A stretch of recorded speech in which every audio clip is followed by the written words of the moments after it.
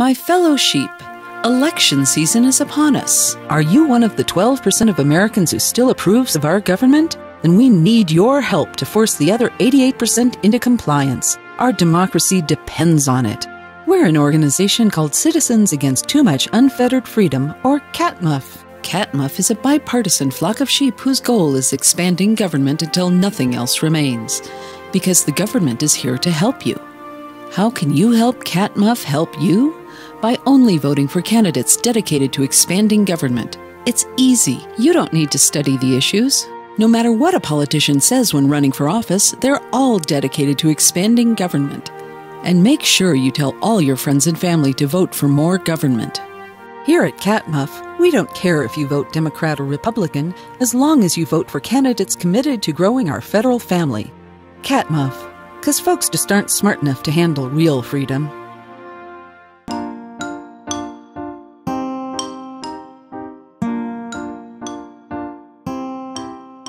Hello, everybody, and welcome to Peaceful Anarchism on the Voluntary Virtues Network on theconsciousresistance.com and theseedsofliberty.com. So today we have Daniel Engerer coming in from Detroit, Michigan. You can find his work on weloveliberty.com. That's his blog. And he has a podcast that he has with a guy called Michael, Flagship Freedom. If you Google that, you'll find it. The website is flagshipfreedom.blueberry. And that's blue without the E, blueberry. Don't get it wrong. He'll get angry. You can find his podcast on Facebook, on Twitter, and you can on podcatchers like iTunes and Stitcher. And they also upload the episodes on YouTube, if you're one of those old-fashioned guys. So we're going to talk a little bit about his background, how he came to the beautiful world of voluntarism. And one of his episodes that was a favorite of his, Statist Bingo, where they talk about a hodgepodge of various common statist arguments. And he wrote a little article called Arguments for State Legitimacy, Rebutted. And then we'll touch upon the idea of why some libertarians support Trump, ironically enough. So we'll see what's going on with that. So, Daniel, thanks a lot for coming on the show. Well, thank you very much for having me. I'm starstruck, and I've enjoyed Peaceful Anarchism for some time now, so pleasure to be here. No problem. Yeah. You sent me one of your episodes, I think. Was it the first one or the second one? Something like that. And I don't know. And it was, and I checked it out, and I like these guys. It's pretty cool. Every episode, I really like your intro. I have to say, really cool intro. Was that, who made that, by the way? Did Michael make that, or you had someone? We both did.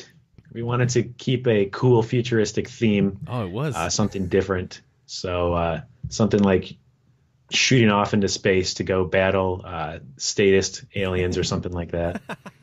I like it. Yeah, so I checked out a couple of your initial episodes as well as the Statist Bingo, and really cool, calm, logical, rational arguments and a presentation, and so I really appreciate that. And also, we all start off from very modest, humble beginnings, and so it's nice to see other people starting up with their podcasts, and so I do as much as I can to help other people who are starting their podcasts, because I started with, I remember on YouTube when I got my first subscriber, I'm like, what? Somebody subscribed to me. Someone's interested in what I'm doing. I know. It's pretty exciting. So, but yeah, awesome stuff, and I'm trying to help you gain more exposure. So, so before we get into all the podcast, can you go into your background and how you came across this philosophy, and what books or podcasts or personalities influenced you along the way? Yeah, definitely.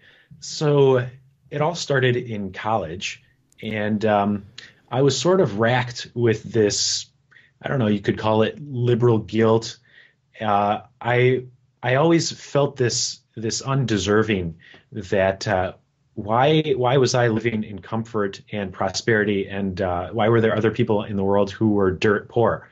Like, you're always hearing and seeing these stories about Africa, and you get kind of jaded. You're like, oh yeah, they're poor, yeah, we got to send them money. But eventually you sort of ask, or I finally thought, why? There's got to be a reason for this. Like, there's there must be an explanation. It can't possibly be just happenstance that some places in the world are prosperous and others are not. You have a way of getting used to that as a kid growing up. It becomes normal to you. Anyways, I started researching it, and I stumbled upon an article that explained it as a function of economic freedom. And that is what kind of got me going down the rabbit hole. It was a concept I had never even heard of, considered. Liberty was not even like an idea for me. It was not even a concept. So from there, somehow I managed to find my way onto YouTube, found some Thomas Sowell videos, and those really spoke to me. I don't know, you could say it confirmed my bias, the way I viewed the world. I like to think that it actually was just logically consistent, and that appealed to me because it actually made sense. And from there, John Stossel, etc. And I uncovered and discovered that I was incredibly hungry for this topic. Like I used to always view politics as the most boring, like I don't ever want to have anything to do with it. I always laughed at my brother who's watching YouTube videos of politicians. I thought, like, you have no life. This is the most boring thing I can imagine. But all of a sudden now I'm sucked into it and I'm like absolutely addicted. And the closer I got to the true whittled down pure message of liberty, the more addictive it was, oddly.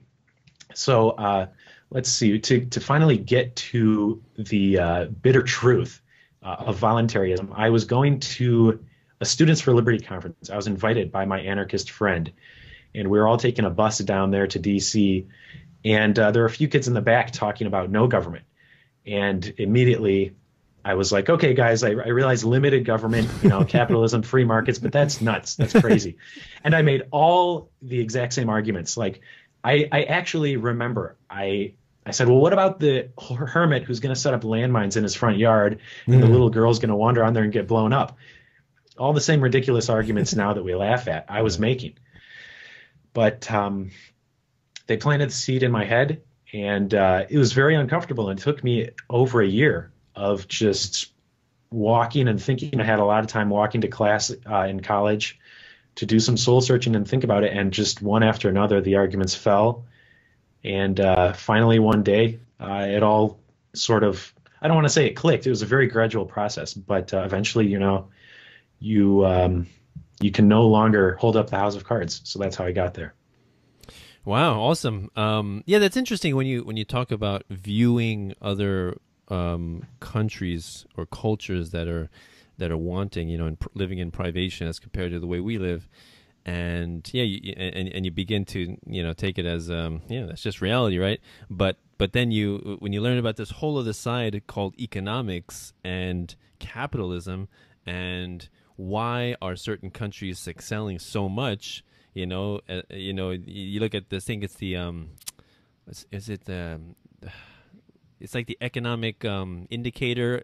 They rank all the countries according to the Freedom Index. Right, Freedom Index. And like, how is it Hong Kong and what other countries? Singapore, New Zealand, or Singapore, right? Yeah, so like really, really high, and how I think John Stossel made a video like how quickly it is to start a business in Hong Kong as opposed to, like, I don't know, United States or other places, and it's fascinating. And like, yeah, so some countries are basically they're like condemned to poverty, right? Because they don't live in a state contrary to what most people say. You want anarchy? Go to Somalia. No, actually, Somalia is not anarchy in the way that we mean, right? It's just like more like a dictatorship, or if the dictatorship is not there, it's the absence of a dictatorship, waiting for the next dictatorship to come around. So no, that's not what we're talking about. But yeah, go ahead. I was just going to say on Somalia, it does no good if everybody believes in the state and nobody understands non-aggression and property rights. So, right, it's like the Stefan Molyneux's atheist example. If the church burns down, doesn't make you an atheist.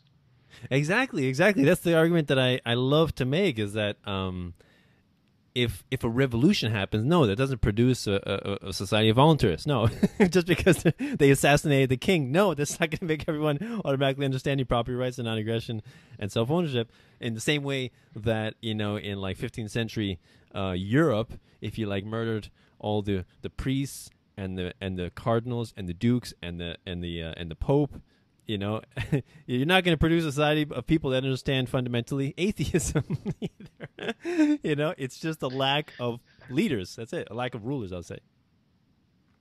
Yeah, and it's really tempting to want to topple the government because it's, you know, look, it's the government. They're the ones who are taking my tax money. They're the ones who are oppressing me. Right. Just kill them and get it over with. No, because the seed is still there. But that should be good news to us because we don't have to have a war. We don't have to fight the IRS.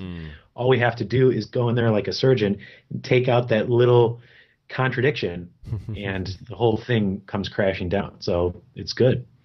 Oh, you know, it's so beautiful. That's definitely my approach is that, you know, people often tell me, why, Danilo, why are you so focused on philosophy and morality and economics? This is not reality. This is just like thoughts. These are just up here. I'm concerned about reality. Why don't you pay attention to what's going on right now? And my question is, well, why do you think people act the way they act, right? Everybody has an ideology, a set of principles by which they act, right? And so my question is, what are your principles? What are your ideologies, right? And if we can address those directly, with as many people as possible, we can change reality. We can change fundamentally how people behave and what they, you know, what kinds of institutions they empower, such as the state, right? So it's so important that we have these conversations because, you know, like you said, you know, if you just remove the figurehead, it doesn't change anything of what the people are thinking, right? Because they are just symptoms of state, you know, the idea of statism in their mind, right? That's it. They're the physical manifestations of statism. People want to be ruled. They want the state because they believe it's legitimate. Mm-hmm. And you know what? It's always helpful to remember where you came from. Like I voted for McCain and Palin in 2008. I actually voted against the legalization of medical marijuana. I do remember during Obama's first term, that was one of the items. And like I wanted to keep that illegal. And I didn't even really, it didn't register to me like, that means you want peaceful people to go to jail for taking a substance in a body that they own. And to me now that's kind of shocking. Like I was gung-ho, pro-military. It just doesn't occur to people, you know, so it may not even be that they, you know, now we get the impression that they're just worship authority and they love the state. But in hindsight, I know my problem was just that no one had ever even presented it to me. You know, you're just adrift in the ocean of propaganda, and all it takes is somebody to reach out and give you that little drop of truth. And, you know, you set them free, and before you know it, they realize the cage they're in. Yeah, it's really amazing. I really admire, you know, all of the truth seekers, the voluntarists, the anarchists, the people that are not afraid to have an unpopular opinion, right? Because I think that's a fundamental fear that gets instilled into all of us is the desire to conform, right? To be part of the tribe. And the fear of being ostracized by the tribe is a very deep-seated fear that I think goes way back in our DNA, in our genes. And so to be the person to say, you know, the emperor has no clothes, you know, the state is a lie, you know, the borders are a fiction, politicians are just sociopaths, law is an opinion with a gun. You know, you run the risk of being, you know, metaphorically stoned. I've definitely lost more friends than gained, I would say. But you know what? Oh, well, they weren't adding a whole lot to my life anyways. And yeah, you can just sort of gauge it by your Facebook likes on your post. It just steadily goes down over the years. And you wonder how many people have unfriended you. But you know what? Who cares? I would never change it. I wouldn't change it for the world. To look back and to imagine, you know, not having this kind of fundamental truth, this lens through which to view the world, to understand that voluntary human interaction, win-win transactions, capitalism, prosperity, freedom, I mean, those are like such precious truths that, I don't know, it's embarrassing to think back and to realize you were just one of the faceless masses worshiping the government.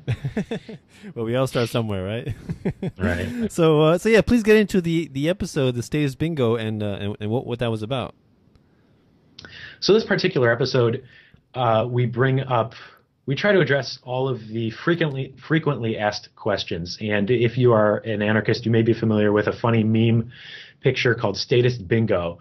And in any argument with a staunch statist, you will inevitably hit 4 or 5 very popular arguments, like who would build the roads, without government warlords would take over, what else is there? You consent to taxation because you live here. All of the very, very cliche arguments that we've become extremely accustomed to. So we thought, we need to address these head on. Like my personal approach to gain more converts, so to speak, to the movement is to just address and bombard and absolutely wreck every single argument that they have, come back 10 times stronger.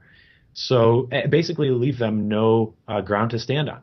So take all the arguments and we will take them apart one by one. So let's see. The first one was one of the most common.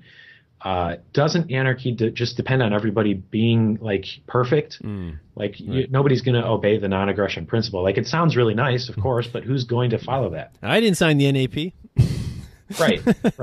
Right. Yeah, you're trying to force voluntary. Yeah, stop trying to force me to believe your ridiculous ideas. Come on.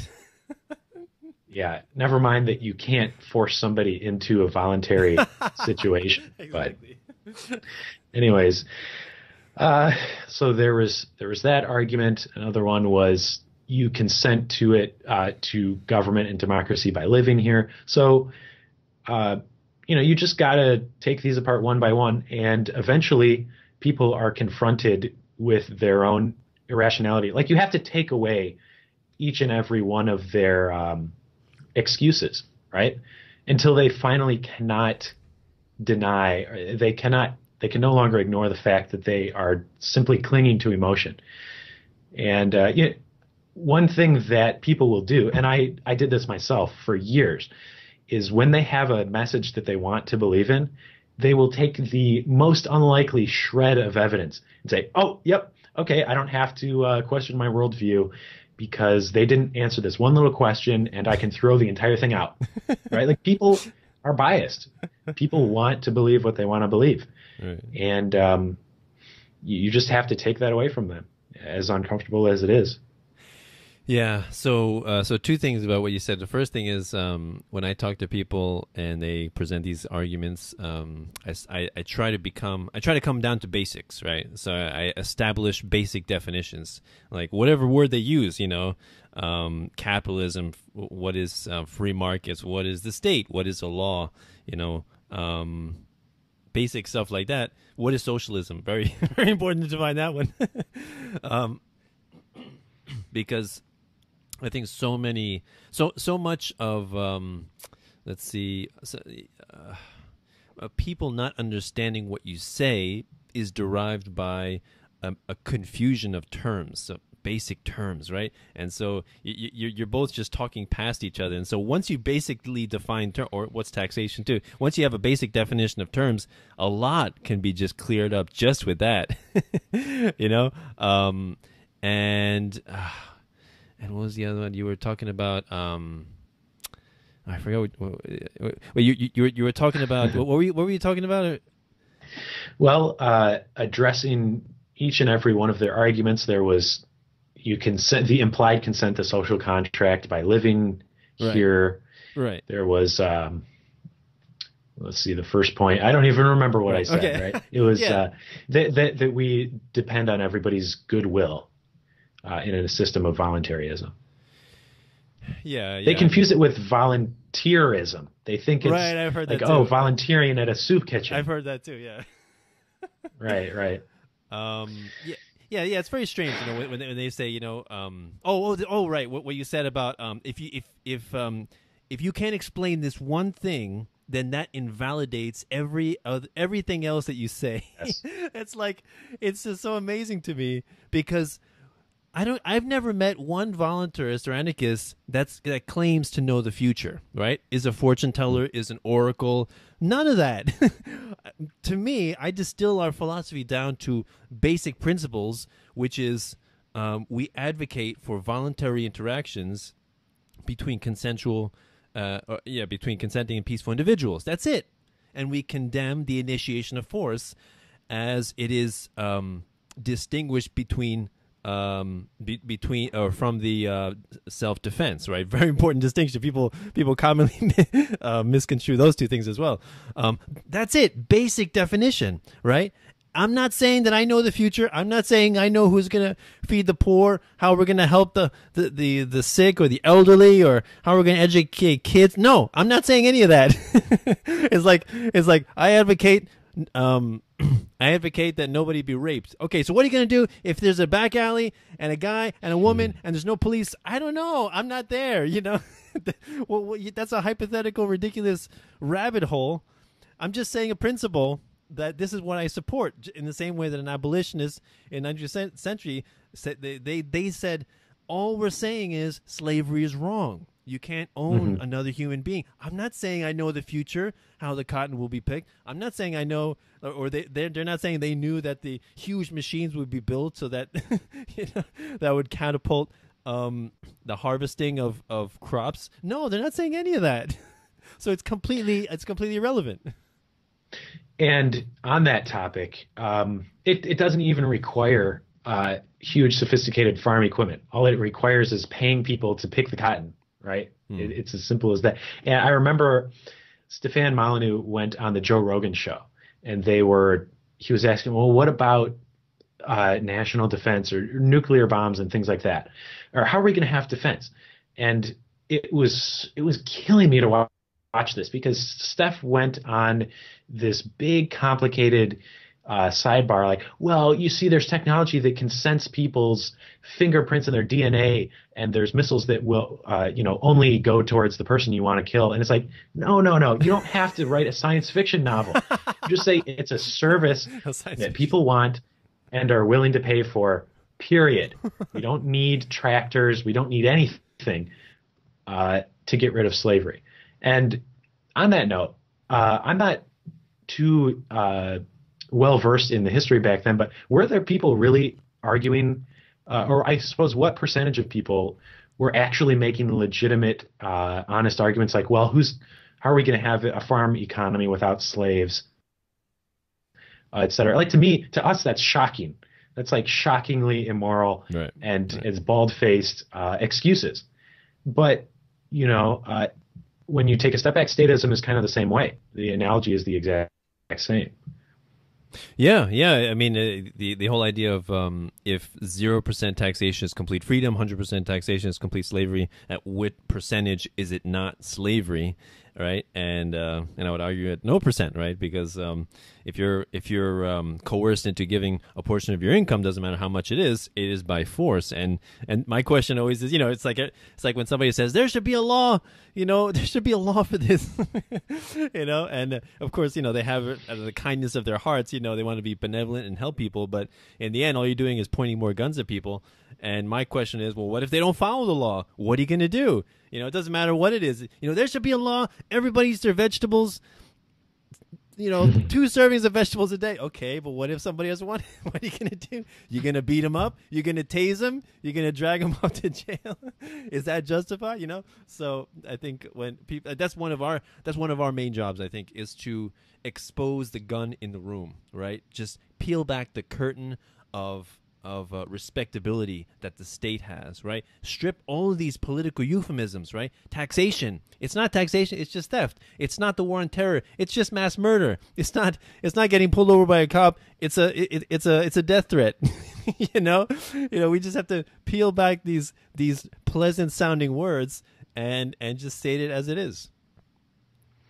Yeah, it's a tough pill to swallow. I mean, now that we've been exposed to the message of liberty for years now, it's become kind of natural, but it's just people are just neck deep. They're up to their eyeballs in propaganda and excuses.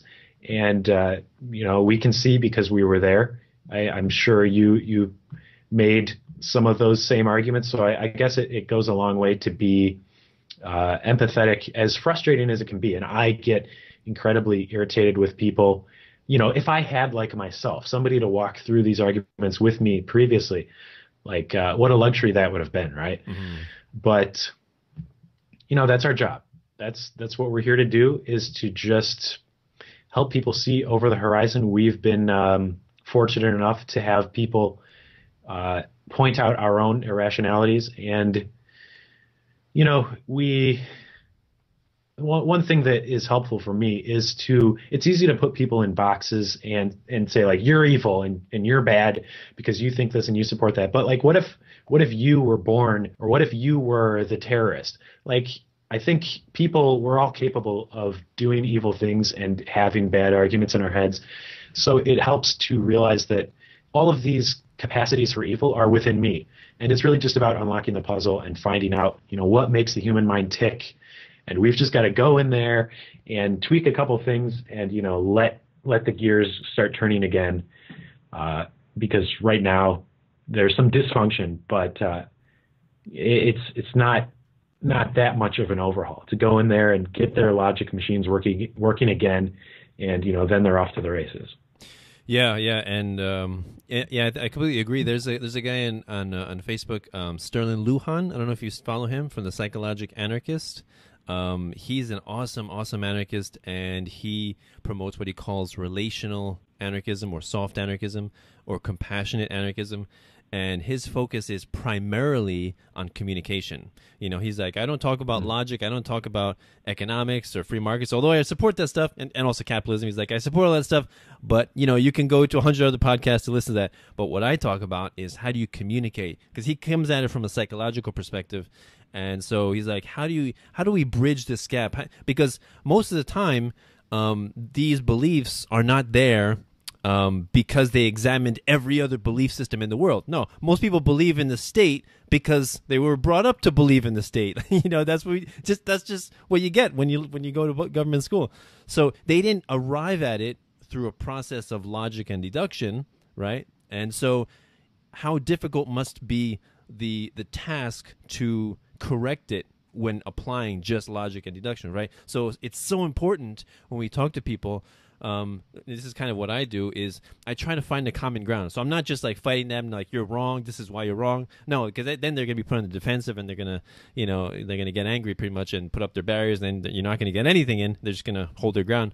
But to try to get through with them by saying, I agree with you. I also want to help the poor. I also want to help sick people.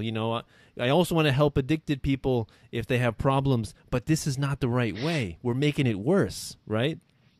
Go ahead. That's an incredibly valuable point. I think that could be one of the most important tips or helpful approaches for convincing people, is to get on their side. Like, as soon as you threaten somebody's ego or you're going to humiliate them online, they just clam up like there's no tomorrow, and they will like fight tooth and nail and pull up every single article they can possibly unearth, which, there's a time and place for that, but it's so very true. I think if you just find something that they care about, and because we have an answer for everybody, almost everybody, right? Like, well, we can appeal to leftists, we can appeal to people on the right. There's at least one topic that we can go to somebody and say, hey, I actually have a better solution, and let me tell you how I can help out with the thing that you are passionate about. Yeah. So it's really so important, and it reminds me of this analogy that one of my friends told me, is that in everybody's mind, there's a man on an elephant, right? And so the man represents the logic, the rational, the reason side of your brain, and the elephant represents the emotional side. and so many people are just talking to the man, And then, you know, you're telling the man, go left, go left, go left. And he's like, all right, I'm going to go left. And the elephant goes right. What are you going to do about it? Nothing. You can't do anything about it. So it's a great analogy. yeah. So it's so important that we, you know, that we allay their fears, that we calm them down. We assure them, yes, we also want the same things you do, but you have to realize you're not being compassionate by forcing other people to, you know, to forfeit the fruits of their labor at gunpoint. That's not compassionate. That's called a mugging. That's called theft, right? So you got to have clear definitions of these things in your mind so that we can proceed forward and talk about more complicated things like national defense, like the roads, you know, once you get past all that stuff. But yeah, please go into your article, Arguments for State Legitimacy, and what that was about. So on my blog, We Love Liberty, my goal was to create a a resource where I could, because I kept arguing the same points over and over again. I wanted to create something that I could fall back on that had rock solid, airtight arguments, but it was still palatable for the layman. Like it wasn't reading a PhD thesis. It was straightforward, common sense stuff, but it was still, you know, very thorough. So I kept getting, as you debate more and more people, they have an answer for everything. So my response to that is to reply, is to retort. Like I said earlier, if you don't address each and every one of their fears, then bingo, like they're going to walk away thinking that they won. And I don't know, that really killed me. Like I could never not have the last word. It drove me up the wall. So, you know, the least I could do is write down, you know, and document all of these arguments from a logical standpoint. I don't think that's too much to ask for somebody who is genuinely seeking the truth. Is say like, hey, here X, Y, Z, you've been brought up to believe a lot of false concepts, and we're just going to deconstruct them one after one. So this article, Arguments for State Legitimacy, whenever you say taxation is theft, government is immoral, people come at you with a barrage of, no, it's actually voluntary, no, it's completely legitimate, like it's a club that you have to pay dues for, or democracy means that it legitimizes it, or the fact that there's a constitution, or the fact that you are living here on this land, therefore you consent to government action. So there's even more. There's that government owns all the land, the government owns the money. So these are all may seem to have some face value, but you just dive down and deconstruct them one after another. So that's what I'm all about, is the logical side. As you know, it's not the be all end all, like you said. There's a lot to be said for emotion and communication, but you know, I don't know. I like to think that there's still some rationality out there. So for me, it's all about laying the bedrock, the foundation. So as soon as somebody comes at you with an argument, you say, oh, sorry, already got that one covered. Check out the blog and come back when you're ready, because we've already covered that topic thoroughly, start to finish. And I don't know, it lets me sleep well at night knowing that I've thrown some truth out there. Oh yeah, definitely. It's so important to document your thoughts on these things. Yeah, it's so important for us to have a blog, and your podcast too is functioning as this as well. You're like, you know, check out this episode.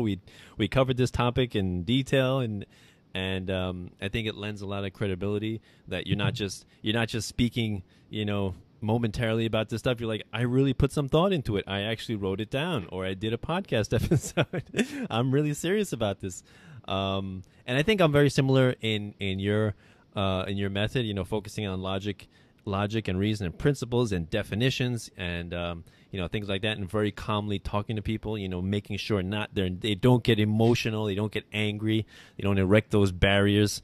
And yeah, I mean, slowly I'm also understanding the importance of communication and how important it is to establish a connection. But yeah, like you, I think we were talking before, in that many people around me, many family members accuse me of not having any emotions. They're like, "Are you human? You don't get angry ever. What's wrong with you?" and I'm like, well, apparently, if I don't get angry, that means I don't have emotions. It's kind of an interesting way to look at life. Yeah, go ahead. Well, I noticed you have a very positive outlook. That's the sense that I get from you. And that's actually what immediately drew me to your channel in the first place. It was called Peaceful Anarchism, and it actually had a smiling face, not like all these, militant, destroy the state, taxation is theft. That can get wearisome after a while, and I'm guilty of that. But it really diffuses people. You like, hey, I'm not here to crush your worldview, or maybe I'm going to do so, but not in I'll do it behind your back and you won't even know it. It's sort of like, how do you get somebody to remove their jacket? If you were Mother Nature, you could try to blow it off using wind and rain and snow, but they're just going to hold on to it tighter. Right. Or you could be like the sun that warms them up, and then, they just take it off. It's really disarming. So I do enjoy that about your style. I don't know how much of that is intentional. I think it's in your personality, but it goes a long way.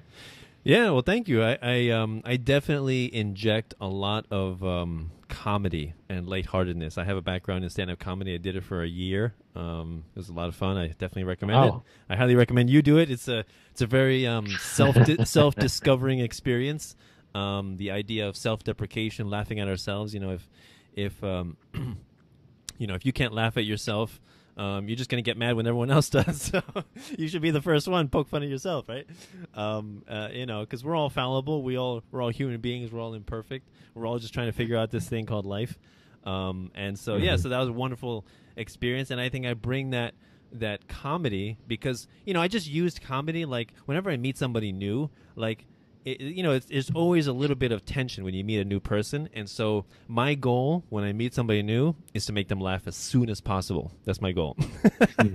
So I'm quick with the jokes and everything. And so I think I apply that as well to my conversations with Statist. And, of course, absent any name calling, no straw manning, of course, none of that stuff.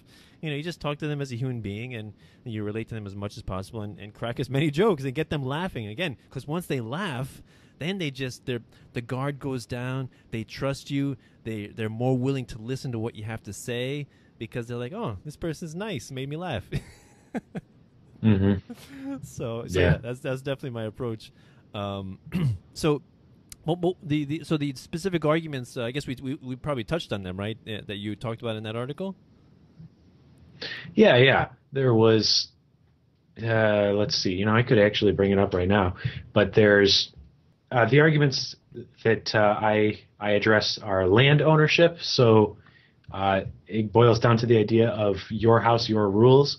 And if government can tell you what to do, then that implies that they own your land or they have some superior claim than you. And that contradicts the whole concept of private property. And it implies the government owns everything. And I don't think anybody believes that, not even the government. So you have to square that circle somehow. And to the idea that government owns it all, that is historically and logically false. So that's one argument. Democracy, I mean, that doesn't even take 5 seconds, right? Like, we all got together and we agreed on it. Well, I didn't. And I also never agreed to be bound by the rules of this vote. Right. And so that there comes the idea of implied consent, like, you stayed on this land, etc. But of course, that's nonsense if we believe in private property. Constitution, well, that's also easily dismissible. Like, what is that? The Constitution only means something if you own the land or the property which it applies to.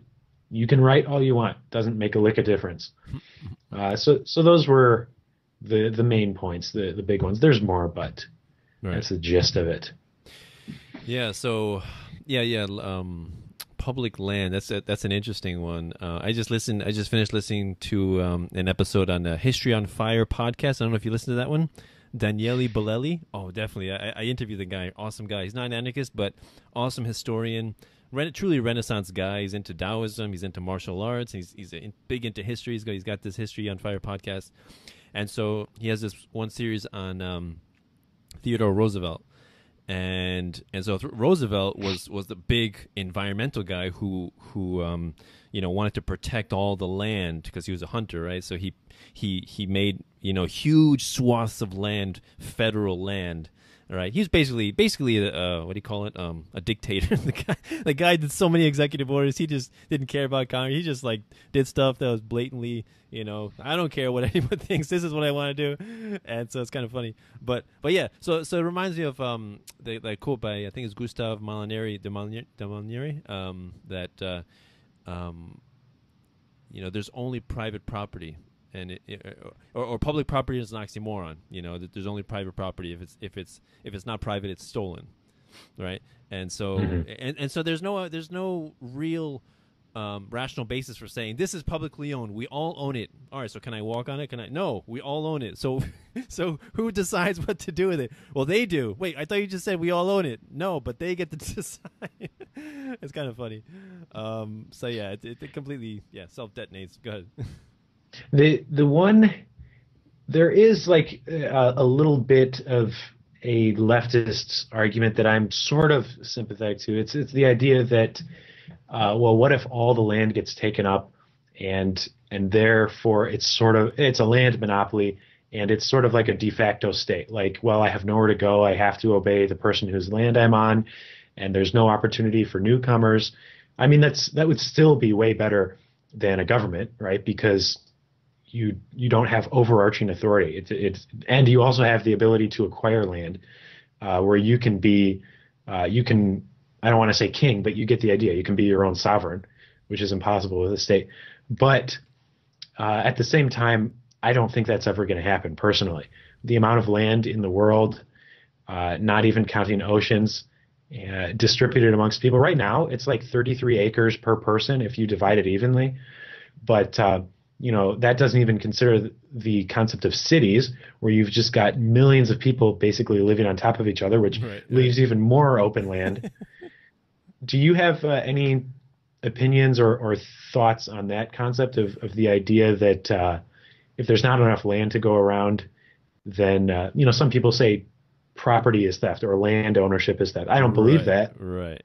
But have you ever heard that? Yeah. Oh, definitely. My mother, who's actually a big time socialist, Bernie Sanders supporter, as one of the big things. She's also very big into environmentalism, and so one of her things, when I talk about private property and capitalism and free markets, is well, you don't care about forests. You think you just want apartment buildings everywhere and malls everywhere. Is that what you want? I'm like, do you seriously think that's what's going to happen? There's a lot of people that appreciate the wilderness, right, and natural surroundings and forests and things like that. So that means there's a demand, right? And where there's a demand, there will be. You're going to be goddamn right. There's going to be entrepreneurs saying, you know what? I'm going to buy up this huge swath of land and make it into a profitable enterprise, and charge people in pretty much the same exact way that you get charged. If you go to a park, you pay whatever, when you go in. So I completely see that, and the other thing is what you said is that we're so far away from that. There's so much unused land. That's such a ridiculous idea to even entertain. We have such big problems right now, war on terror, war on drugs, quantitative easing, intergenerational debt. These are a little bit more pressing than when there's going to be, 50 billion people in the world, and then we're not going to have any more room. Okay, but we're not there yet. It's going to be a couple of hundred years. It's a solution in search of a problem. And especially absurd is thinking about it 100 years ago, back in the heyday of communism, when there were much, much less people in the world. There was so much land to go around, it's not even funny. And the idea that property is theft. No, these are just opportunists who wanted to take over a factory. It's why do you think this land is so important? Oh, it's because I built a factory here. It's not because you feel, that you have nowhere to go. You can go to that field over there, or that. Anyways. Yeah, that idea of property is theft. That's so strange. I mean, I would just ask people, do you own anything? What do you own? Do you think that's theft, just you having owned something? You purchased it, right? And property is the same way. It's just how do we distribute scarce resources, right? Scarce rival resources, right?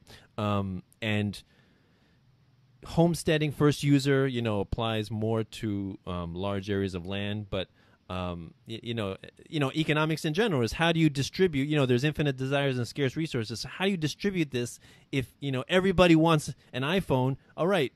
So how everybody can't get an iPhone? So how are you gonna decide that? Well, you're gonna have some factories make them, and people who can purchase it because they have value, because they have provided value to other people, so they can trade that value to get an iPhone. So you have to figure out, how do we distribute this? And you don't need bureaucrats and people, old men in closed doors figuring out how people should live their lives like as if they're like chess pieces on a board. No, it's called peaceful interaction, free trade. Over time, wealth has been created because peaceful people have been allowed to trade, and it's a wonderful thing. And it was not micromanaged, right? It's amazing how much credibility people assign to politicians. They're like, we need somebody up there who's qualified to be the president. How can he be qualified to be the president? Do you know all of the businesses that are in your territory? Do you know how they all function? Do you know the intricacies of all of them? Of course not. You don't have no idea. They pass one law to like, we're going to regulate this, and then immediately all the businesses that are affected by that, they figure out 10 ways to bypass that and go around it. and then the what's the word for it? This is extreme arrogance to think that you know how to run everybody else's life or how to run the economy. Like it's absolutely mad when you finally realize it and think about it. But Jeffrey Tucker once said, government is presumptuous, ignorant, and arrogant. Right. Not only do they think that they have the right solution, which is beyond ridiculous, that you could possibly calculate value for every individual when value is subjective. I know what's good for you right now in your personal life circumstance, and that's why I'm going to force you to participate. That's already a contradiction. But the fact that it'd be one thing if they just said that and you could laugh at them and walk away, but then they force you to comply. It's utterly ridiculous. So on this topic, this wonderful topic of megalomaniacs trying to micromanage your world, what do you think about libertarians in support of Trump? It's a very unfortunate circumstance, and in this 2016 election, it's been extremely difficult and sort of disheartening to watch a lot of prominent anarchists throw their lot behind Trump. I know what they're trying to do. They're trying to act defensively, like, oh, well, otherwise we'd have World War III with Hillary Clinton. It's like, I can understand it from a tactical standpoint in the short term, I suppose. But in my opinion, you're really shooting yourself in the foot in the long term. You are aligning yourself with a politician, which is the worst thing you could ever do to spectators, to bystanders who are watching you and trying to understand what you're espousing. So it confuses people, completely blows all of your credibility and consistency that you've been building up over the years. But it just plays right into their hands too. It's all this, like Jeff Berwick commented on it recently, like how easily scared we are into thinking that, like, oh yep, Hillary, World War III. It's like there's always the doomsday. There's always, okay, we got our back up against the wall. We have to sacrifice our principles right now, but in the future we'll get right back to that. Just trust us, right? And it never happens. And so I don't buy that. It's the same thing as like, oh, we have to raise the debt ceiling or else, it's going to be the end of the world. Like, no, you need to stop the addiction right now. If you can't stop right now, you're not ready. So, I don't support Trump. I didn't vote, and I'm proud of that. And to everybody who's of the idea that, well, one of the two is going to win, so you have to choose one. That's an utterly self-fulfilling prophecy. They're only going to win because you keep lending them legitimacy and speaking about it like it's going to happen and that we have to abide by it.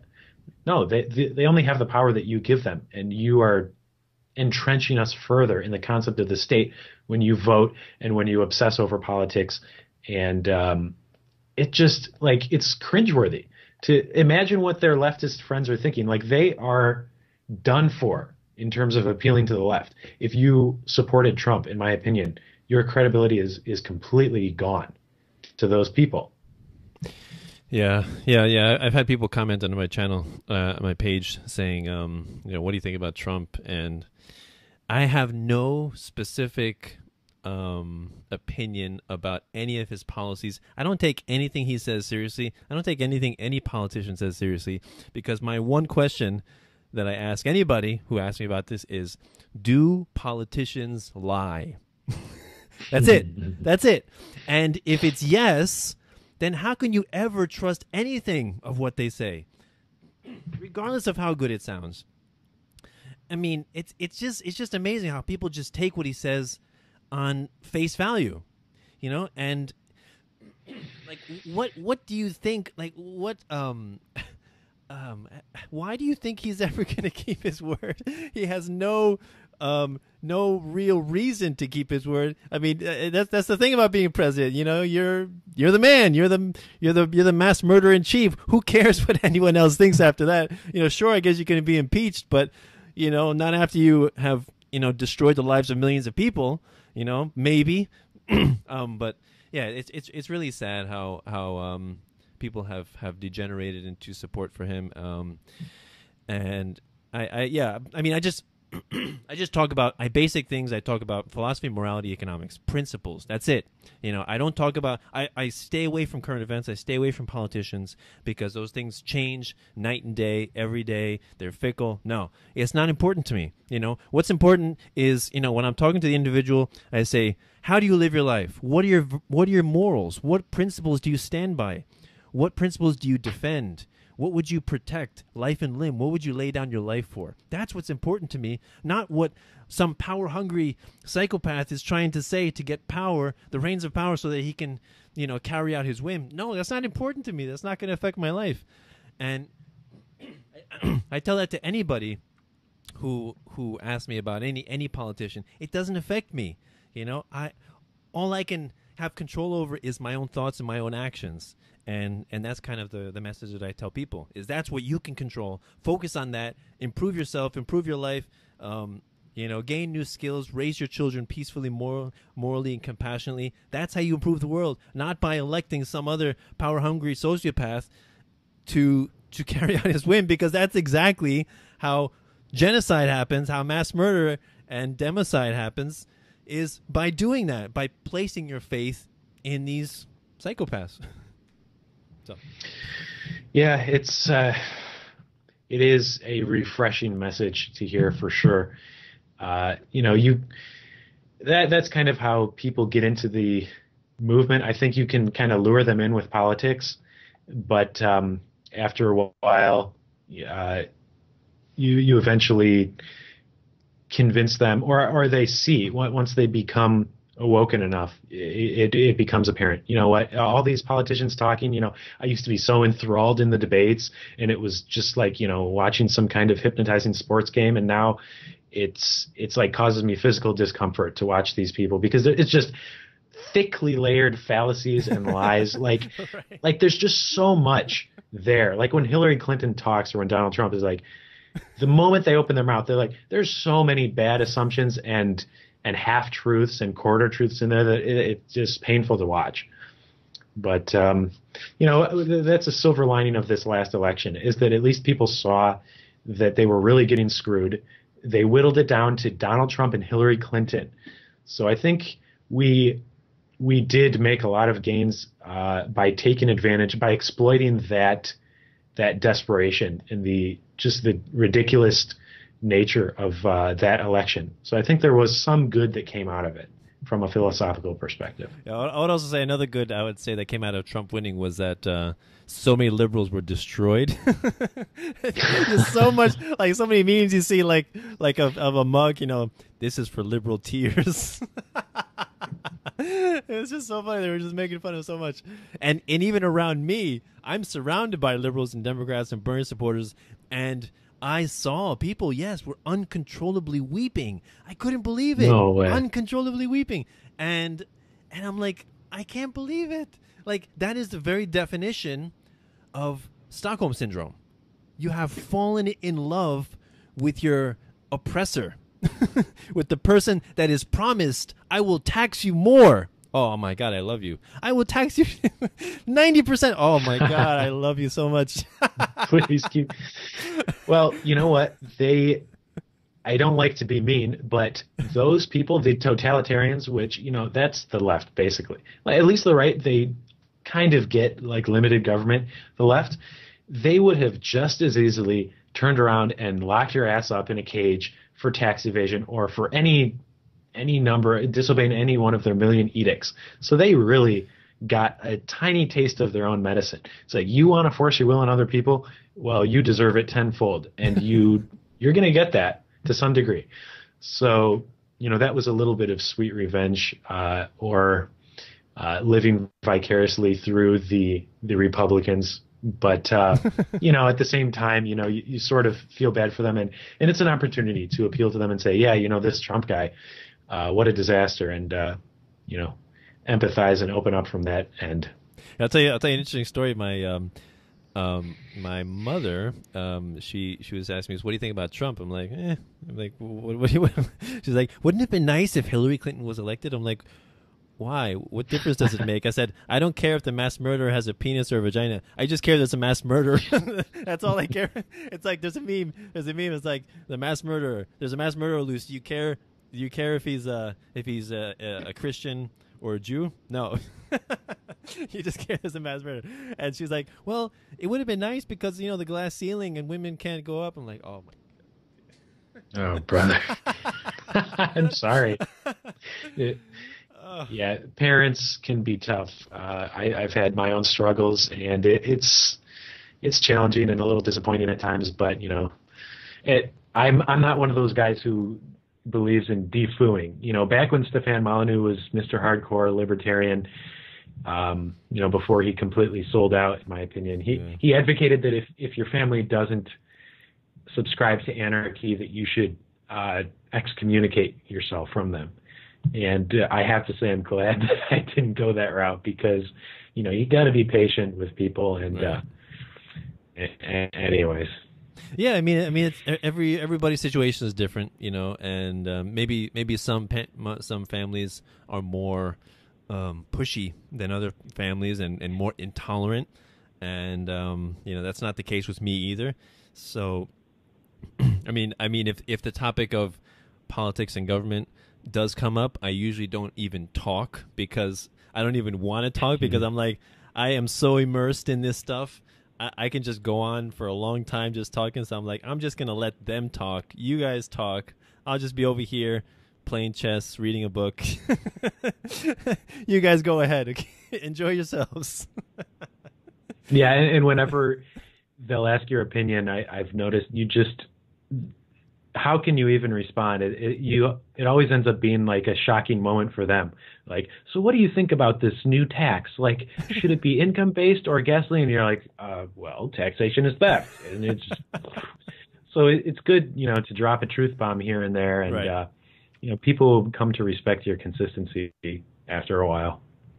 Yeah. So I have done that. I mean, a lot of the times my family, my aunts and uncles and grandparents, they're talking, and then they ask me, so Daniel, what do you think about voting? I'm not going to vote. Oh, right. That's right. You don't believe me. Oh, right. Okay. So Daniel's not going to vote. So yeah, everybody knows my position. I'm open. Like this is the thing with you and me and content creators. We're open about our opinions. We're not hiding, in a closet, scared, right? We're very vocal, very public, and we're proud of our position. And that's what I love about Voluntarists and Anarchists, is that we are really well read in our philosophy, and if there's an uncertainty in our minds that we don't understand, we research it, we investigate it. We don't want to be ignorant. We want to know, and that's really a wonderful trait to have. Yeah, I'm very proud to call myself a part of this movement. I really respect and find a lot of extremely, very intellectually honest, oh shoot, I'm missing the adjective here, genuine people who are honestly seeking truth in the world. And, that's really important. And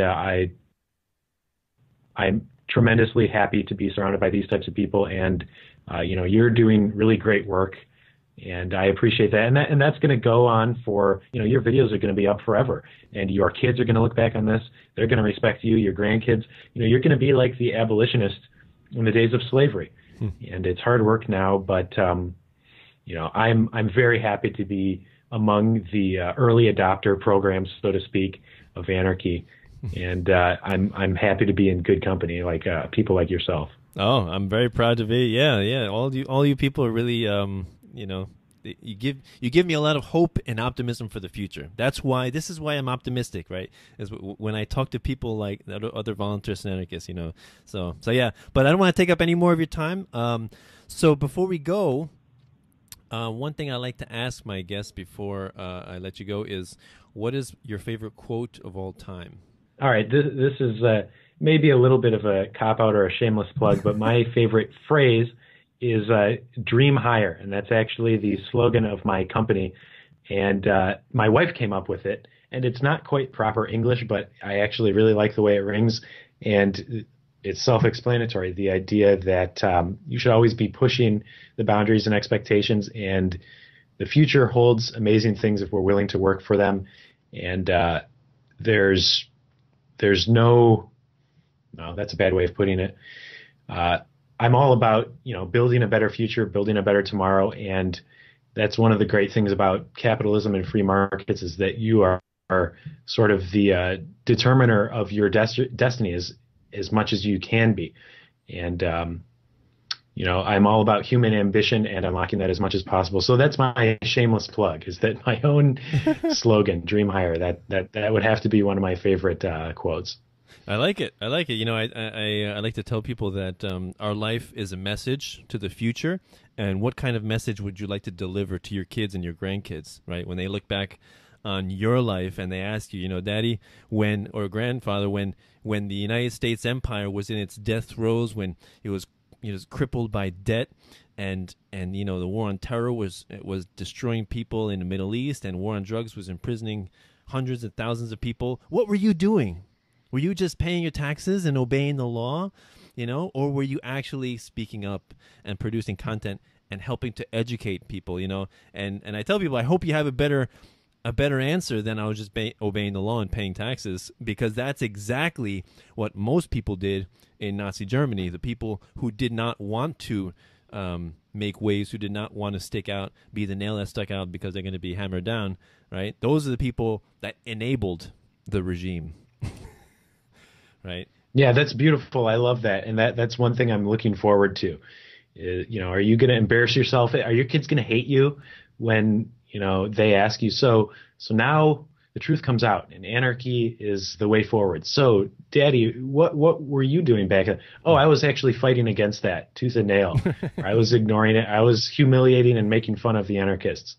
Those people are going to be forever humiliated.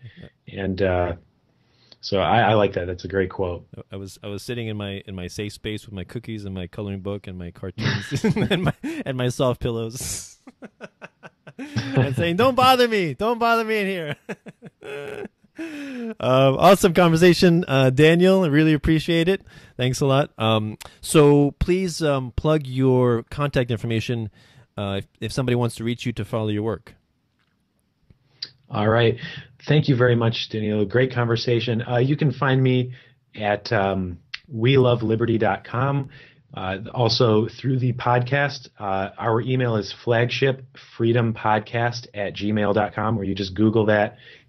You can find us on YouTube, Facebook, etc. Flagship Freedom. That's the easiest way to find us. Awesome. Yes, please, everyone, check out his podcast, like his page, follow him on Facebook, because he's one of the other content creators, and we need as many voices as possible to spread this beautiful message. We are trying to improve the world, educate the world, enlighten the world, bring peace, love, and anarchy to the world, and we need as many voices as possible. And it's so beautiful because we are not, even though we're capitalists and we're all about business and free markets and all that. All of this voluntarism, all of this content creation that we do is for free. right? We do this in our spare time because we love it, because we're so passionate about it, because we believe in the message and we want to spread it. That's what it's just amazing to me that we do this for free. I mean, it pisses off my wife, but it's just amazing. I don't know if it pisses off your wife, but we're so great, aren't we? I get awesome. Say again. I was just saying, oh man, we're awesome. We're the best. I just think it's amazing that we believe in this stuff so much that we're willing to do it for free. I think, I get some donations, but it's like negligible, like, but it's just amazing. It's just like we have the privilege to live in the digital age where we can transmit this information, across the entire planet, where somebody in a different continent can hear it immediately. And that's just it's such an amazing thing that information is spreading, and, nationalism is being destroyed. Borders are becoming irrelevant, right? And so I just see statism is going the way of Blockbuster, basically.